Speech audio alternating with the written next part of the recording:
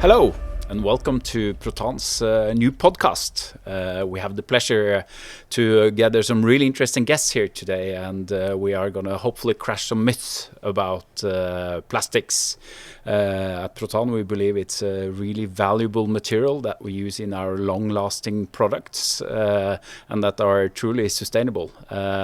Together in the studio today, I have my great colleague Lars, who's heading the R&D division in Protan, and our guest of honor is Kjetil, who is the CEO of Norner, a really high competent environment within plastics. So welcome especially to you, Kjetil.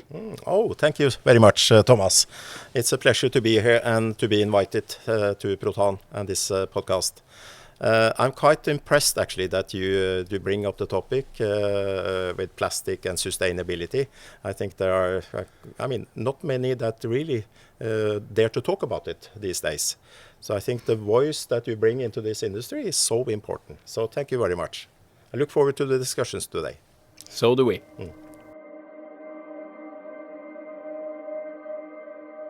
Actually, we produce almost 500 million tons of plastics every year globally, and that is going to increase further. And 500 million tons is actually, if you look at the Eiffel Tower, actually 500 million tons is the same as 500,000 Eiffel Towers made in plastics. That gives you a sense of the scale of this industry. And of course, when it's such a big industry, it also has some kind of issues related to it. And one issue is the awareness or for instance, the pollution in the oceans and things like that. And we have to address that. And actually, it's annually, it's 5 to 15% of the total amount of plastics are actually leaking out to the environment during a year. And then we are into like the responsible kind of use of plastics and the right kind of chemicals and so on. So it's really an important topic for us to address. And as we have been talking about, the need to be fact-based, the need to do research, the need to be scientific in all aspects of our kind of value chain is super important. It matters what we do upstream with the suppliers, what we do here in Protan and other places who are doing the converting, and it matters what is happening out in the use of the materials. Yeah. And the complexity here is actually that plastics are everywhere. And they are short-lived as packaging, and they are long-lived as pipes and membranes for more than 100 years. So it's such a massive kind of topic to talk about. So I would appreciate to hand the word over to you, Kjetil. Thank you so very much. I'm going to come with the solution. Yeah, thank you. No, I think I agree with you. I think that plastic has a bad reputation and it's partly well-deserved. I think it's a huge volume, illustrated very well by the Eiffel Tower. And launching that into the markets, a big share of what you say is into the rivers and wasting is actually the short-lived products. You don't find very much pipe there and so on. So it's very much that is the problem. And you launch a huge volume into the market without having an end-of-life solution to it. And that is a big problem because to collect it, to clean it, and to reuse it has not been on the agenda to a large extent. So many countries which are really big consumers doesn't have this in place. They don't have the cleaning, they don't have the sorting, they don't have the recycling in place. That is creating a lot of problem. So, yeah. What do you think, Thomas? No, but I mean, it's also the right quality in the right place because, you know, even though if you have the recycling systems in place, many products are made with such a low quality that recycling cannot happen. But you know, this debate, as I said before, often centers around this in perspective, rather small part of the plastic package. So one of the things that really provokes me is that the grand solution is stop using plastic, which is just nonsense, really. Because as we've been alluding to, if you look around yourself, there are so many things made of plastics. It's the clothes you wear, more than half of it, they're made of polyester. It's the furniture you sit in, it's the buildings you're in. And I mean, we need to address this in a more knowledgeable manner, because yes, the volume today, the production amount is really high, but it will just continue to grow. In 15-20 years, the amount will be the double. So I think instead of having these symbolic statements that create headlines, we should rather talk about how do we apply plastics correctly, how do we avoid waste, how do we avoid what is creating the headlines. We'll definitely need to tackle that, but let's not make the whole debate around part of the problem. It's interesting. Sorry, Yep. it's interesting what you're saying, because this that you can't recycle the material because it's too bad quality, and sometimes virgin materials are, you can almost say they are too cheap. So if we try to make some recycling or good kind of circular kind of value chains, it becomes very difficult to compete with that. And that is really a problem with plastics, that if it becomes so cheap that it's just literally trash what you buy, and then you can't recycle it and it just leaks out to the environment. And how to kind of stop that, I don't know. I see, like, for circular solutions, it's kind of advocated that you should, for instance, have that every plastic product should have some kind of tag, being some kind of what do you call it, this product passport, maybe. Yeah, something like that. So you can just check it and immediately see what it's made of and how we can recycle it, all of that. We can do it on an advanced membrane for 200 years lifetime and things like that. But to do it for a plastic bag coming from somewhere, that's a challenge. You know, that sounds so good, especially if we're sat behind a desk in Brussels and make the framework. But in reality, that's not how recycling systems work. So I mean, for me, it's also very theoretical, and it's not applied to the real world. And I'm feeling my provocation is increasing here as I'm thinking about this, because cutting out plastics.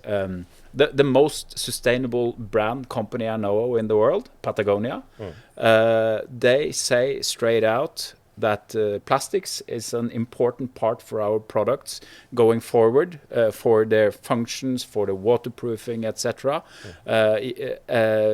Even though they have such a high profile sustainable direction into making the clothes. So I mean, if they can say that, it says something about where the discussion should head, I think. Absolutely. I think you are right about the recycling. I think you need to make high quality recycled products. Otherwise your competition is lost. So I think you still need to work on the recycling side. You need to find solutions to make it high quality. Otherwise, it's so hard to succeed. On the other side, you also need to work on your consumption, because I think the consumption also needs to be reduced. Absolutely. I think also pointing on what you said, I think, okay, it's 500,000 millions, doubles in 15 years or 20 years. But we need to look at the quality of the products. Do we need that much plastic bags, cheap things, and so on? Or should we rather target to have something more expensive, but higher quality? Yeah. We need to have focus that. And Companies and also the private person. And if you are able to achieve that, then it will be more easy to do recycling as well. Exactly. So you make something high quality, it's easier to also recycle it. Absolutely, and we often talk about CO2 emissions. We talk about the energy side, which obviously is important, but 1/3 of CO2 emissions stems from material. Material usage in the extraction, in the production, in the waste management, etc. So it's so much to gain by what you're saying. I mean, making more high quality products, really, making them last longer and making them actually possible to reuse and recycle at the end of life. Exactly. It must be something that is done in the EU with the just the CE marking and all kinds of legislation coming there. Yes.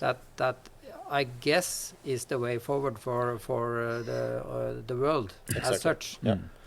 So on that note, I really hope that the kind of European chemical industry can kind of be more sustainable and viable as well. So because I think Europe is on the right track, and probably the other countries will come and kind of copy that. I totally agree. I think that I mean there is plastic and there's high quality plastic, and I think that Europe should focus on the high value, high quality plastics, and don't do the same as maybe some Asian producers, some others. Focus on the value. That is one of the key things. Yeah. Absolutely, and I think here in Protan, at our 3 production sites, we produce millions of square meters, 15-20 million of square meters of membrane every year, and it's shipped all around the world, and it stays there for decades. So this is a totally different aspect. And the good thing with your membranes, you can also repair it. Yeah, that's right. So it's there. It's if there is a weak spot. You can always do something to extend the lifetime. That's the beauty. Yeah. Yeah, and I mean, there's a myth around PVC that it cannot be recycled, and I have to admit that at some point I also believed in that. But of course, this comes down to simplicity, I would say, because back in the days, PVC products typically were inserted with all sorts of hazardous substances, chemicals, and the easy thing to do from a recycling point of view is that it just incinerate it all, get rid of the problem. But if you have traceability, you know that these PVC products does not contain stuff that shouldn't come into the next value chain step. It's perfectly recyclable, and we have traceability, and we can recycle these products, and that goes. You also mentioned some other PVC products, so it's. I've learned that it's not only possible to recycle; it's a very recyclable product that can entertain many loops. Yeah. It's a matter of collection. And to get that going. It is. So if you kind of solve that, then it's a very good resource. Yeah, exactly. A local resource. Yeah. I worked together in my previous job. I worked together with Norner as well in setting up a recycling solution for medical devices. And the recycling part is really hard. But if you don't collect it, forget about the recycling solution, because that's where it really starts. So this goes for many, I would say, special application products, and the open loop systems may not be good enough. So then we as manufacturers or key players in the value chain needs to step up and take producer responsibility and make sure that there is an end of life path for our products, and also making that an important way of how we produce in the future. Yeah, and I'm quite optimistic. I think that if you are not able to recycle it today, the chemical industry is at least famous for making a lot of innovations. So I think there is patents, there is development work, innovations all the time. I think that we have a breakthrough also in all kinds of recycling. In the near future. Yep. So just look back what we have achieved the last 5 years on recycling. I'm really optimistic on the next 5.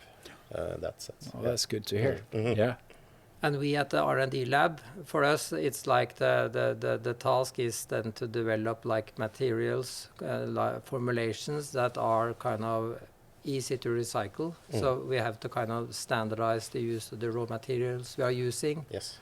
we attend to like only the safe chemicals, and then we are not making too many advanced layers. As an engineer, it's very very kind of interesting to make it super advanced, but in order to kind of be circular, it's smarter to make it like more simple in a way, clever and simple.